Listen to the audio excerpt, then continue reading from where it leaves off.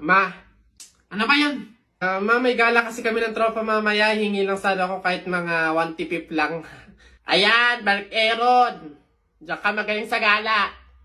Ni hindi ka man na makapagligpit ng pinggan. Ni hindi nga man na mag-imis-imis dito sa bahay. Mano man lang maabutan ka man lang ng kape at nagkakandayuko na dito sa pag-iintindi sa bahay. Eh kung kayo madukot din at makuha kayo ng kung sino dyan, maaksidente pa kayo, edi isipin pa namin kayo. Ganyan kayo mga kabataan ngayon eh. Ni hindi nyo naiisip yung mga taong nag-aalala sa inyo. Samantalang kami noon, Mark Aaron, Diyos ko po, sinusuong pa namin ng ilog, makakuha lang ng paggatong, ng pang-inumin. Ay, kayo naman, Diyos ko po, perwisyo ng gala pa ng gala ang nasa isip. Napakadaming pwedeng gawin dito sa bahay. Eh kung yung igagala mo, inililinis mo ng kwarto mo, kinukudkud mo yung inidoro doon sa likod. Kung kayo'y naabutan ng nanay at tatay ko, ay Diyos ko po, mata lang ang walang latay. Kapag nalaan na kayo'y lumabas ng bahay, akala nyo ba'y tayo'y mayaman? Akala nyo ba'y pinupulot at itinatay lang natin ng pera? Abay, budgetado na nga. Kasi, Diyos ko po, kayo mga kabataan kayo, napakaswerte nyo't hindi nyo naabutan ang hirap ng buhay noon. Eh kung naabutan nyo, kawawa kayo. Oh, lamat. Kung alam nyo lang Aaron. Mark Aaron. Buka ng shit.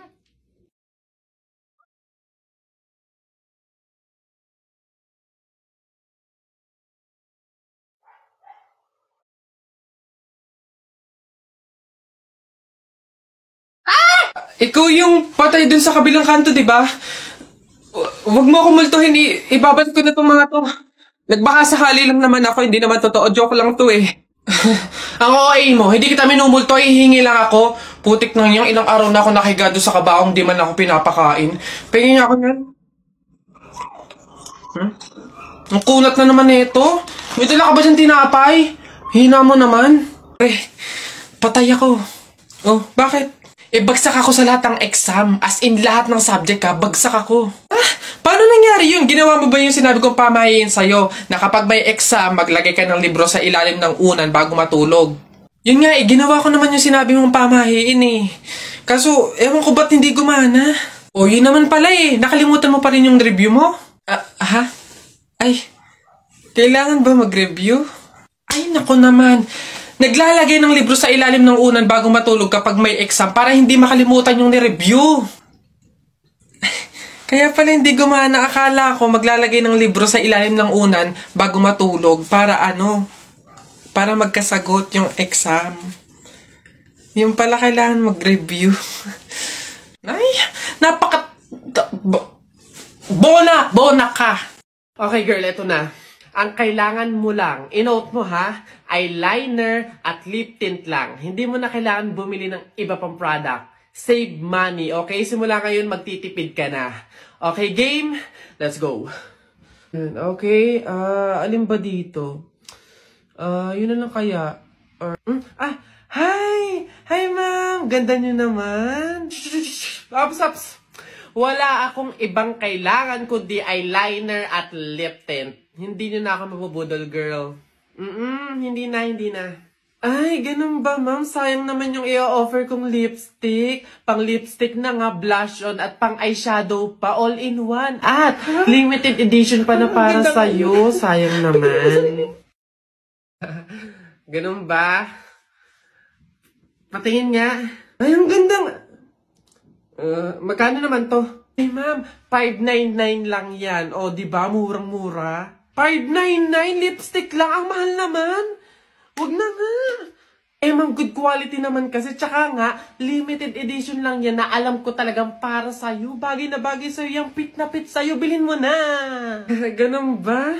O, sige na, akin na nga. Masubukan. Deserve ko naman siguro to. O, last na to, ah. Hi, good day, ma'am. Hi, ma'am. Hi, pwede na skin. Yeah, gusto ko kuminis ng balat ko. Tapos, moisture. Babe, tapos ka... Oh! Babe, ano yan? Buwa ka ng siya! Akala ko ba dalawang product lang yung bibilin mo? Ba't parang buong store na yung binili mo? Ito, ano to? Primer? $7.99? Eh, yung pante mo ang butas, hindi ka makabili ng bago? Hindi, sorry. Kasi nga yung mga sales lady doon. Mga budalera. Uy, Jepoy, magkano naging pera mo nung bagong taon? Madami akong naging pera. Nung nagpanabog sa amin, dami kong napulot na barya eh. Tapos mayroon pa 100, may 20, tsaka 50, ba't ang yabang mo? Parehas lang naman tayo. Ganyan din naman yung naging pera ko nung bagong taon. Yung sa akin nga, iipunin ko para yung pambili ako ng madaming pellet, tsaka sapatos, tsaka damit eh. Lalo sa akin. Lalagay ko pa nga sa alkansya para maipon na maipon. Dumami pa lalo yung pera ko eh. Bili na kayo! Scramble! Hoy, scramble! Tara, bili tayo! Tara! Sige. Nak, manganganak ka na ha. May pamahiin tayo dyan. Oo, Nay. Ano nga ulit yun? Huwag kang magagalit o maiinis kapag nanganganak ka na. Ha? Bakit? Kasi daw maaari magkaroon ng kapansanan yung anak mo. Kaya pigilan mong huwag magalit, huwag mainis. Sige. Pipilitin ko. Ayan na, ma'am. Nakikita ko na yung ulo. Konti na lang, ma'am. Iripan na. Konti, ma'am. Ayan na. Ayan na. Ay, naputol ko yung ulo ng bata. Ay, ano? Ay, anak, pamahiin. Pilitin mo magmagalit. Dali. Okay. Chill. Pamahiin. Sige, nurse, kabit mo na lang mamaya.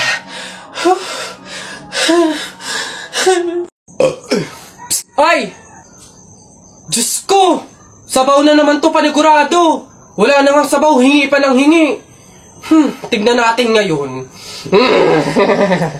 Hello, sir, again and again. Ito na po sabaw nyo. Yan. Sarap niyan. Salamat.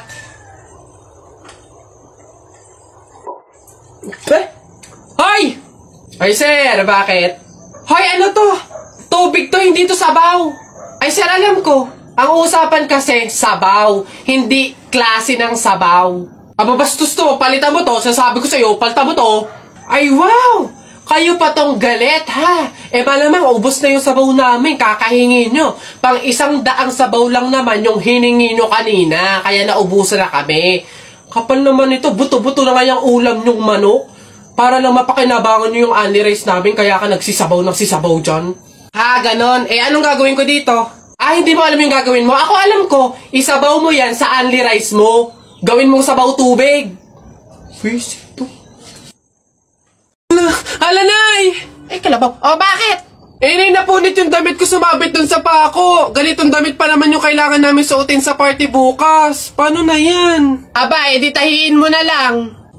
Bawal yun. Hindi pwede. Pamahiin na bawal magtahi ng gabi at malas daw yun sa pamilya. Halay, anong gagawin ko? Pamahiin pa kasi. Anak, suotin mo na. Kaysa naman sumuway tayo sa pamahiin, may mangyari pang masama. Suotin mo na, wala na tayong magagawa dyan.